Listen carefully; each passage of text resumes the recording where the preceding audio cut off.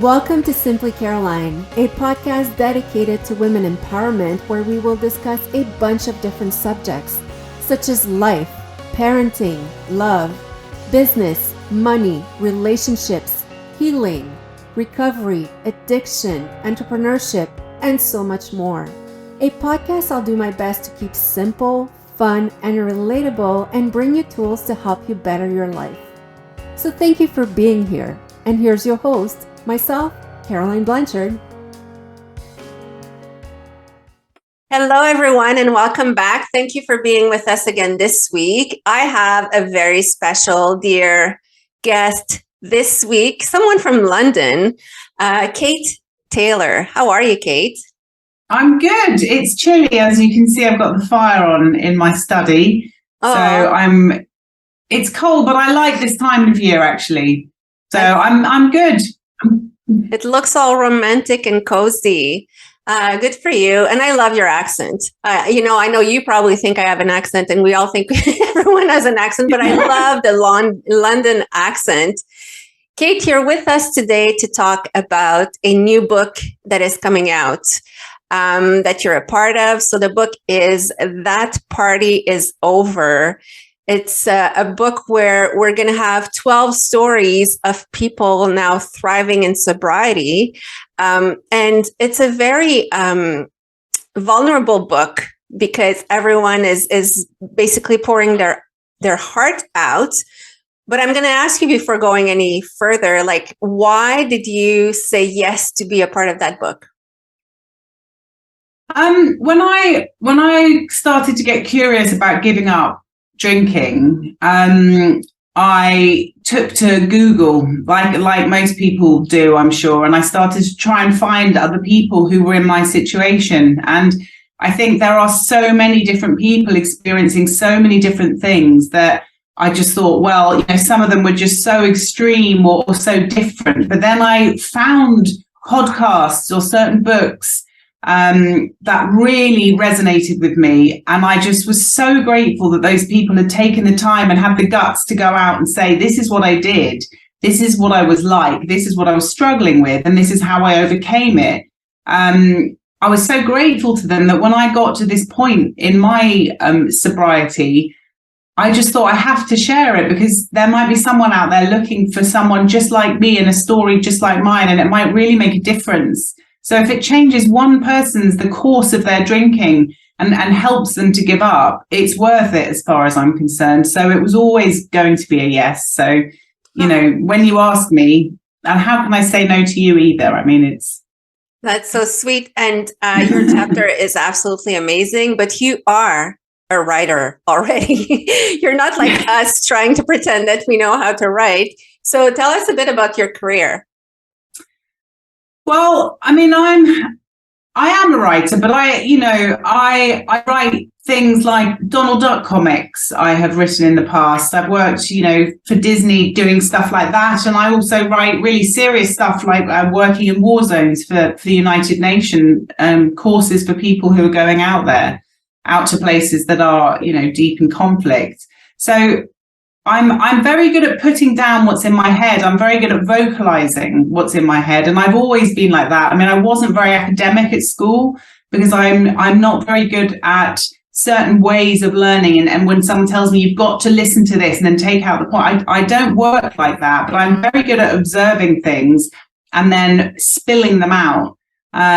So it just happened. I mean, I grew up in a publishing family. My father was a well-known publisher, and I was surrounded by authors, writers, illustrators, book publishers. So I guess I've always been influenced by people like that. They've always sat down and spoken to me about their adventures and escaping from places and walking across Ireland barefoot and things like that. And I always found them fascinating. So I guess even as a kid, I was starting to learn how to create stories and how to write things down. And I used to jot loads of stuff down. So maybe it was in my blood, but I think I was definitely influenced. And although I used to say I hated books, and I famously told Salman Rushdie once that I hated everyone who'd ever written a book. And he just looked at me and laughed. And he said, that's no one's loss but your own. And he walked off. And I thought, oh, but actually he was right, wasn't he? So I was convinced I was going to have nothing to do with books.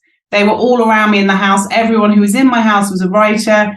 And then slowly I realized how valuable they were and started to love them. And then inevitably, that's what I ended up doing.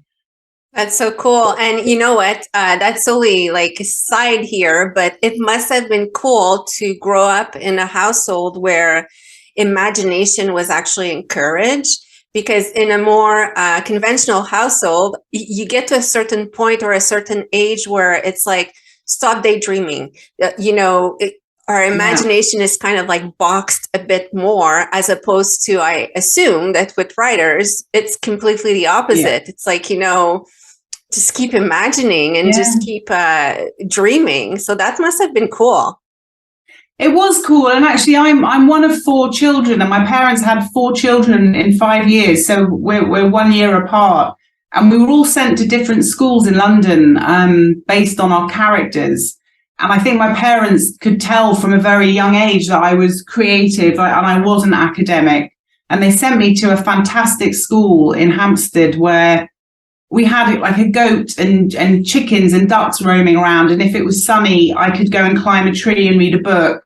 Very, very small classes. And that really also encouraged my creativity, because I wasn't put in this box with, 300 other children and told, this is how you do it. If you can't do it, you're just going to get a bad grade. They kind of looked at me and they sort of said, well, what's going to work with you, Kate? How can we get this? And it taught me that you don't have to be the same, and taught me that people are interested in everyone. Everyone has something to say. You just have to find a way to say it. And that's what I still find fascinating. When I help other people edit their books, they come to me and they'll go, oh, this is just a mess. And it's like, it's not. Everything's here. It just needs to be tidied up. Everyone has a story to tell. And you say you're not writers and the other people, but actually, if you're honest and if you're able to tell a story in your head, then you probably will be able to write it. And there's no harm in getting someone else to help you tidy it up. But everyone does have a story, and the brave people who are willing to share it, especially when you're talking about things that are really uncomfortable or embarrassing, like drinking too much. I admire every single one of them. And I love my job, and every day is different. And, I hope more people will tell their stories, because although the sober community is growing, it's still quite small. And I understand why, but I'm hoping that people like us who are giving a voice to it and who are going out there and saying, this is what happened, but it's okay. You can get over it. There are options. I'm really hoping it will change. Sorry. And you're absolutely right. I stopped 10 years ago, and sobriety was so not cool. It was not in. It was not something to be, bragging about or being proud of. I was treated more like a disease. It was just like, what? You can't drink or whatever, and I find that in the last 5 years, I would say, and maybe it's also like I got more open-minded and I started looking at it differently, but I feel like now it's more in, and like on Instagram and Facebook, you see more people sharing it. You see more young people sharing it as well, as to it's okay to party without getting wasted. And that I find so cool, because, I'm from the generation where if you wanted to be cool, you had to be like the cool one was the one who could drink the other one under the table. Like that was like, oh, I can do that. Yeah, I'm sure you and I, that's a reason why we never met face to face while we were drinking, because. Or maybe we did, Caroline, we just can't remember. I never been to London, so that I know. I've been all over the place, so maybe we did. You never know. That would be hilarious, looking at our pictures and realizing we actually who's that? But Kate, you're talking about your childhood, and I'm like, oh my gosh, it sounds, I love what your parents did, and I admire them, because sending 4 kids to 4 different schools is a lot of work. But anyway, regardless, it seems like you had a really nice childhood, and then you would, we think that people who have drinking problems, and that's a big reason why I'm so happy you're in the book as well, because we always think that if you have a drinking problem, and when I say drinking here, we're also talking about any addiction. It can be drugs or whatever. It comes from trauma, or it comes from a lot of pain, or it comes from different things, but it can also come just from, partying, because your story is different. You didn't have like a big, from what I know, you didn't have like a huge trauma that pushed you to drink. And I think that it's important to know that as well, that, you need to be careful at some point when the drinking falls into not manageable anymore. So talk a bit about that. Like, what was, without giving away all your chapter, what was your path to drinking? First of all, I'm just going to explain. I haven't got a breathing problem. I've got a sleeping dog behind me who's snoring. So if you can hear that, that's what that is. If people say, gosh, he clearly smokes 80 cigarettes a day, you can hear him. It's not me.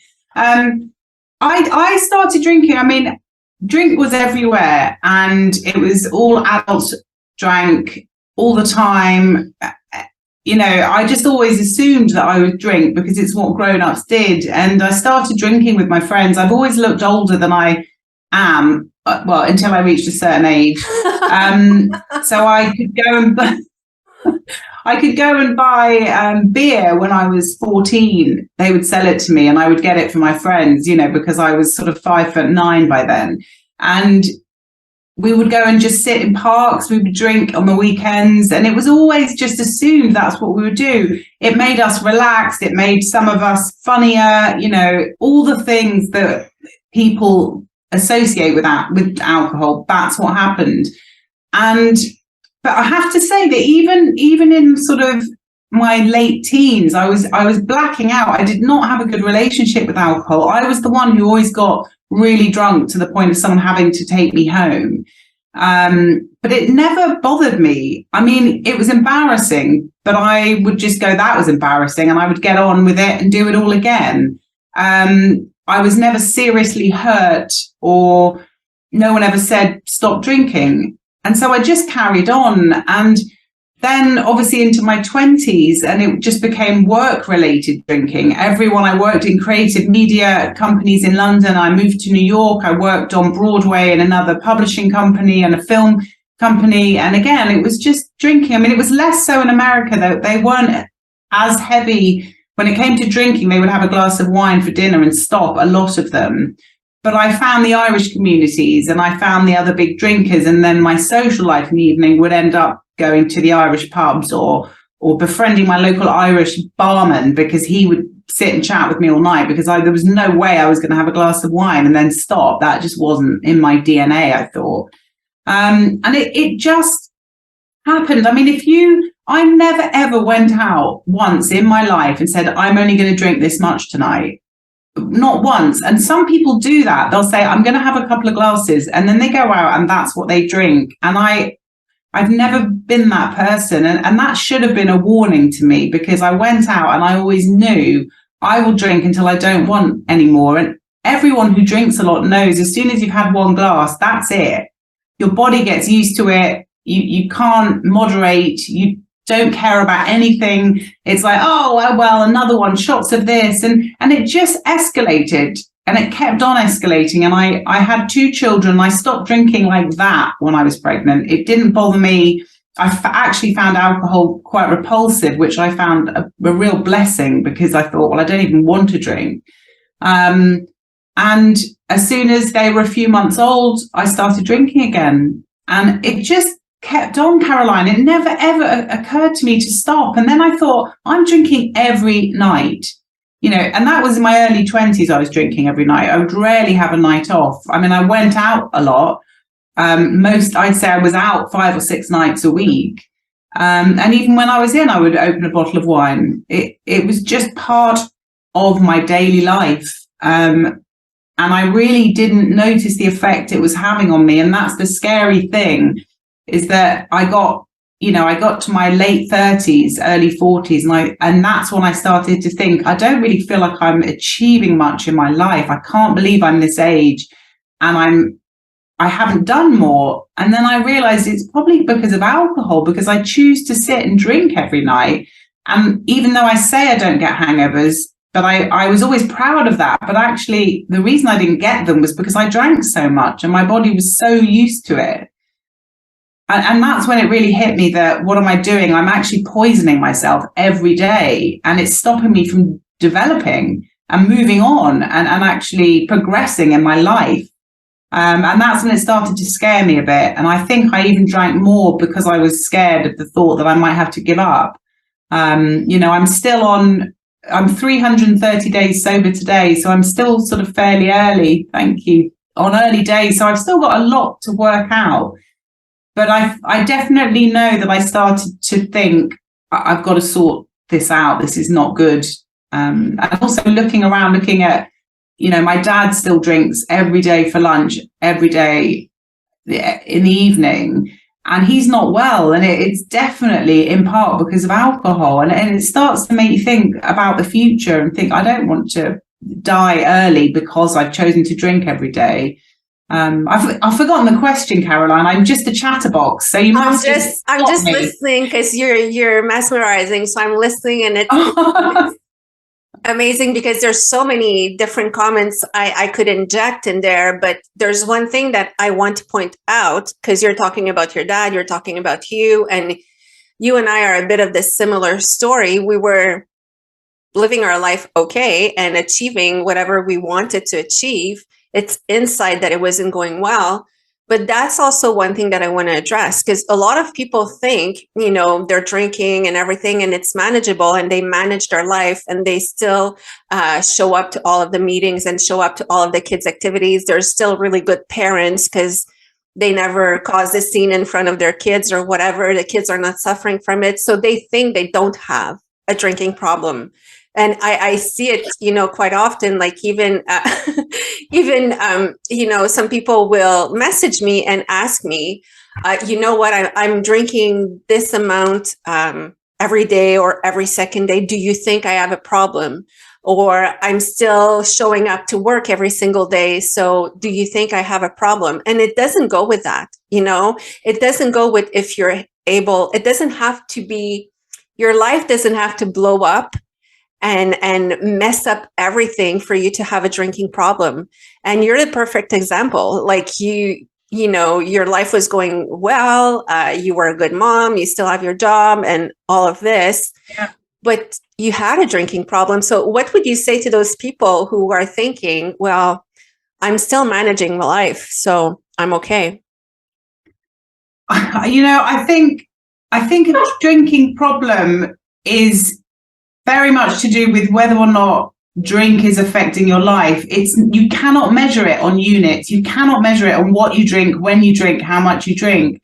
As far as I'm concerned, you have a problem if you have one shot of whiskey on a Sunday night to help you sleep, but it affects you on a Monday. That alcohol is having a negative impact on your life. So why have it? And I think that's the answer that probably most people who ask the question already know, because you don't ask that question unless it's already affecting you. You just don't. I don't go around asking people if bananas are bad for me, because I enjoy them and they don't have a negative impact on my life. So why would I ask? But with alcohol, don't you? You already know.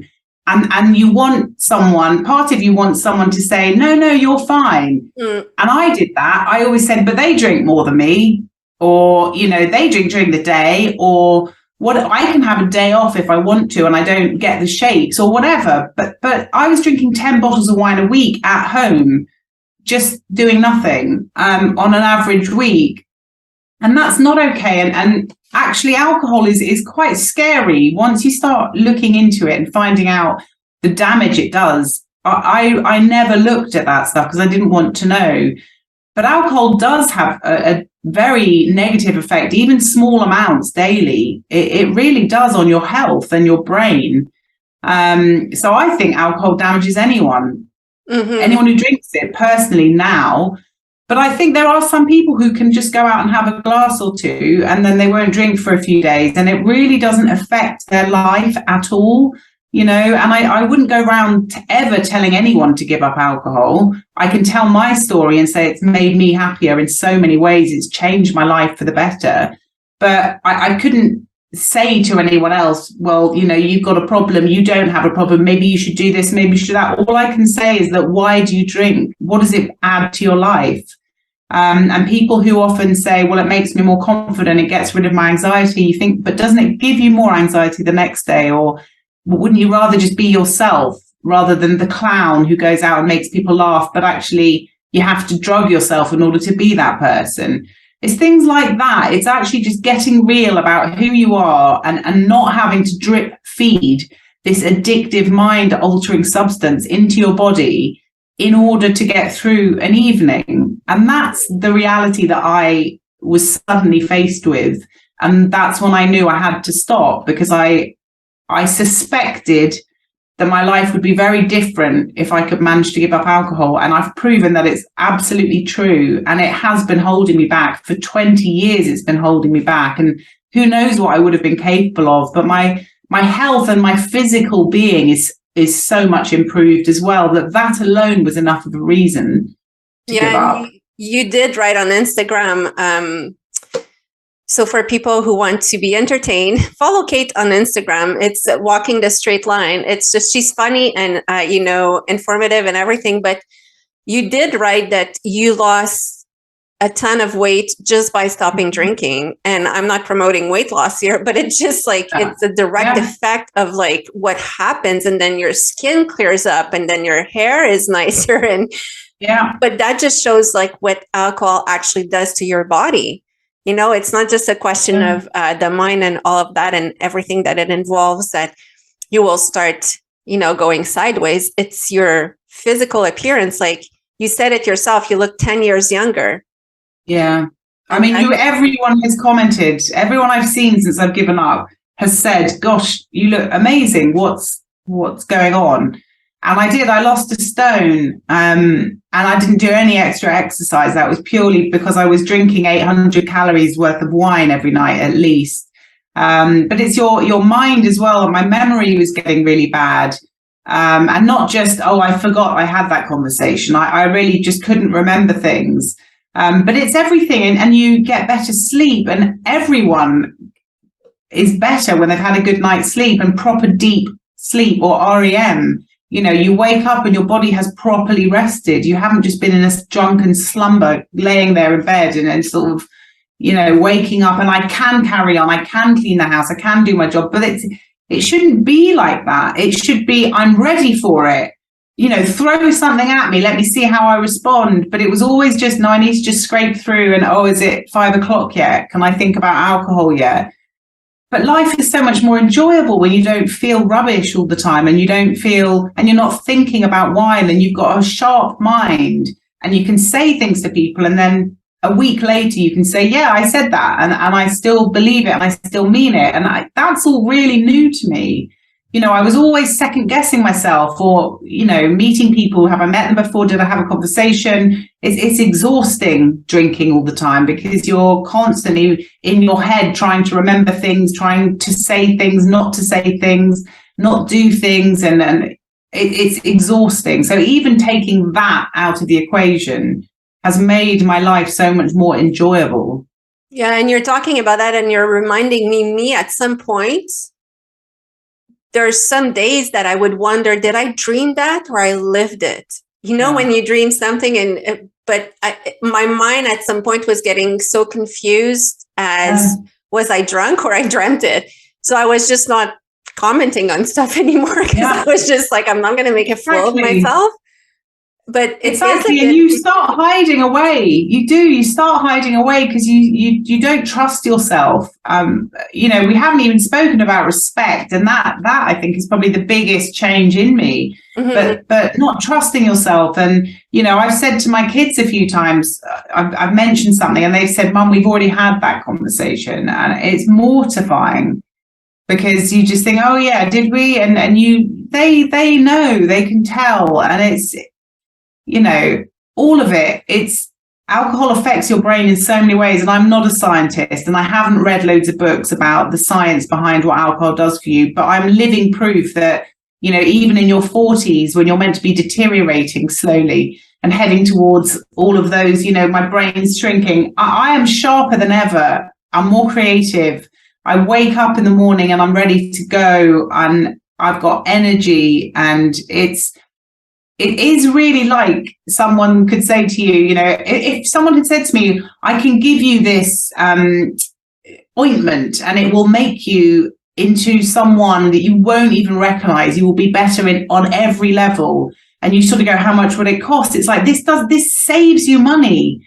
You don't even have to pay for this, and it will transform everything about you. And I've never met anyone who's stopped drinking who has regretted it. Have you? No, not yet. Not yet. Well, you know what? It's funny. I'm going to say that. At first I did, but I would call that people that are dry drunk. And it's an expression of like when you give up alcohol or drugs or whatever, and you're actually not ready emotionally, you just do it to do it physically and then in your mind. And that's what I was basically the first, you know, I don't know, I would say 3 to 5 years. I was so mad that I could not drink. You know, I felt punished. I felt like someone put me in a corner and I was just observing life. I wasn't living it. So yeah, in that time I was happy because physically I was feeling better. But a big part of me was just like, this is not fair. I should be allowed to drink. And, you know, I think this is a phase as well that I had to go through. But when you're like that, it's because you're not sober emotionally. So, but for someone who's really sober, I never heard, you know, I should have quit. And I guess that even in those 3 to 5 years, I didn't pick up a drink for a reason, because I knew my life was better. Even if I was pesting against a few things, my life was better. Because like you said, you know, getting up in the morning is just like you stop surviving your life and you start living your life, which is a whole different.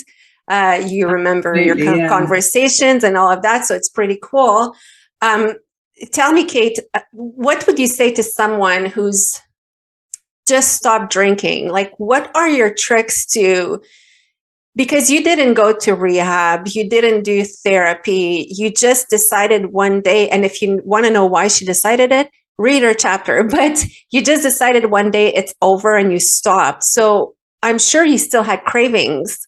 And you still had those moments of like, yeah, now I would use a glass of wine, because it's also in our, it's also in our culture. It's everywhere on social media. You're stressed, have a glass of wine. Friday night, where's your glass of wine? You want to see someone relaxing? They're in their bath with their glass of wine. So it's very much part of our culture of, you know, it's a part of what we do. But so that's a very long question because I got so lost in it. But, I you know, I think I didn't. You're right. I did it, and I joined a 100-day challenge because I thought I need to be accountable, and that's a massive thing. Whether it's a friend, a partner, a group, Instagram, you know, all these things. I went out and I said, this is what I'm doing, and I thought I have to tell people because then I'll be accountable for it. So I did that, and I checked my days every day, and each one felt like a huge achievement, and it was a huge achievement. And anyone who does it, whether they slip or not, if they are counting days and getting through it after drinking for over 20 years daily, it's amazing. And you need someone to celebrate you, because a lot of people do this when they're partners or on their own. So they've got no one around them who understands how difficult it is. And you need someone to say, that's amazing, well done, how are you feeling? It makes such a difference. So I would say definitely make sure you have a group of people, even if I thought Instagram would be just somewhere that I would write things. And I have made genuine friends, you know, that I would go and stay with, not just people who I'm kind of like, well, who knows if it's really that person. You know, I really respect these people. I like them. They make me laugh. They're good friends.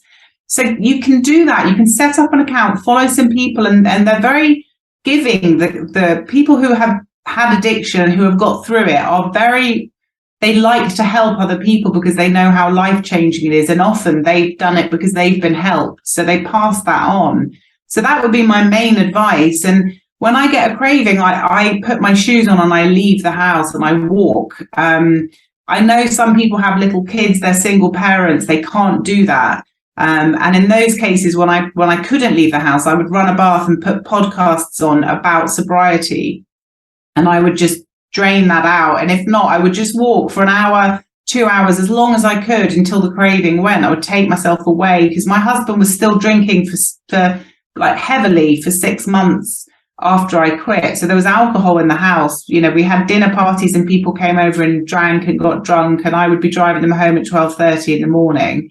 But I think the key way that I managed to do this was I changed my mindset. It's exactly what you're saying about dry drunk, and I'd never really heard that before. But I tried a couple of times and it didn't work. And the reason it didn't stick was because I felt like I wasn't allowed something that I wanted. And I was angry about that. Whereas this time I was angry with alcohol and everything it had taken from me, everything I had given up for alcohol, sacrificed for it. And it made me cross at alcohol. And I almost personified it like it was a person. And I was like, you will not take anything else from me. And I was angry at it rather than at myself for not being able to handle alcohol. So it was much easier to avoid it, because I remembered why and how angry I was. You know, as you say in the book, I explained sort of why I didn't just wake up and think I'm going to give up. There's a reason I did it. And thank goodness that happened, because if it didn't, I'd still be drinking. But that fueled my kind of passion for getting sober, and it's still there. I'm still angry. I'm angry at the big alcohol companies for the way they push it on people, and I'm angry at myself for falling into that trap. All the people around me who never said stop, everyone who said, this is what adults do, you'll be old enough soon, or let me send you a bottle of wine as a thank you. Not, do you drink? Would you like a bottle of wine? But just, oh, of course you do. Everyone does. So yeah, I think connection, I think taking yourself out and getting away from alcohol when you need to, and surrounding yourself by people or audio, not surrounding yourself, but having that in your life, and listening to audiobooks, podcasts are brilliant, hearing other people's stories. All of those things helped me massively. I would not have done this without them. Well, thank you for that. And one big part that you said is like, usually when you're a drinker, your entourage is drinking as well, because you will surround yourself with people who are enjoying the same thing as you. So when you stop and you're people around you don't, I'm not saying to abandon them all. Quite often it's our family, our spouses, and things like that. So we can't. Yeah. But it's surround yourself with people that are living what you want, and understand that your entourage is just a very small portion of the world. So it's not true that everyone does that. It's just everyone around you does that, because you did surround yourself with those people. And of course, like if you're a drinker and a partier, you're not going to go surround yourself with healthy people who never touch a drink, because then you feel like, what am I doing? You will surround yourself with partiers as well who normalize drinking. And, I'm not saying anything against those people, but it's just, for me, that took me a while to understand that it's not what everyone does. A lot of people do it. And a lot of most people around me was doing it, but that's because I had chosen to be in that group. And there's a whole other group out there that celebrates differently. So yes, I totally agree with you, connection, and find those connections, because they do exist. And thank God now with social media, you can find them. And, that's how I met Kate, and I'm so happy I met her. And it is building relationships in a very different way, because it is. And actually, sorry, no, there's one thing that actually lots of people talk about friendships once they go sober, and actually it's worth remembering that exactly what you just said. We choose people who aren't going to make us feel guilty about drinking. We choose people who also drink, because then we know we're going to be able to drink with them. So when we decide to stop, they are mourning us as well. And so when we say, why can't they support me? Well, hang on, you've got to give them a chance, because imagine if it was the other way around and 2 years ago they decided to stop drinking. You'd genuinely be sad and you'd feel like you were losing a friend. So give them a bit of time and space. Don't automatically just get rid of them because you think you've abandoned me, you don't like me. I mean, there will be people who genuinely only like you because you're drinking. And actually, that doesn't matter. Those are not real friends anyway, are they? But for the ones who take a while to adjust, you need to give them that time because they honestly don't know what to expect. They don't know whether you're going to want to go out to the pub or hang out with them late at a wedding or going to go to bed with a cup of tea at 7 o'clock, So, just let them see, because often they will come up to you a few months down the line and they will say, I actually think I drink too much and I've been watching you and I want some of that too. So just look after yourself and the rest will fall into place. But find people who understand, and it won't necessarily be your closest friends, but there are some wonderful people out there. I love what you just said there. And I wish I would have heard it 10 years ago, because I also had like a phase of being so mad at people around me and feeling unloved.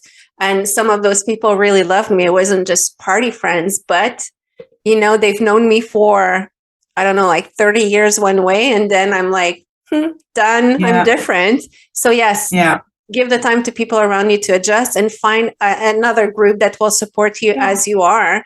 And it's pretty cool. It's actually empowering to live sober. And if you want to read Kate's story as well as 11 others, get the book, That Party Is Over. It's going to be on Amazon. And it is on Amazon, or it's going to be on Amazon. Sorry, it's launching on Sunday, December 4th. But I have the privilege of having read all the stories.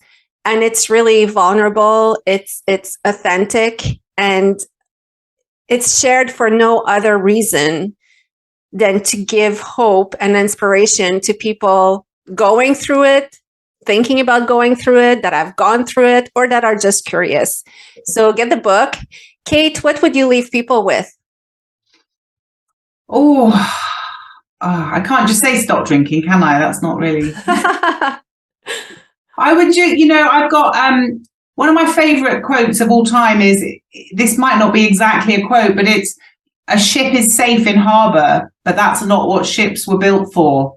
And I really believe that it might be scary and it might feel unusual. And I have not been sober as an adult until now in my 40s. But you know what? Deep down, you know what's right and you know what you're capable of. So just go out and give it a go. And it's very unlikely you will regret it. I love it. I love it. Thank you so much. So if you want to follow Kate, it's Walk the Straight Line on Instagram. And I'm going to put her information with the podcast. Kate, thank you so much. Thanks. I am so happy that you met. And everyone, I'll see you next week. If you want to send me any questions or comments, please do at info@simplycaroline.com. And I'll see you next week.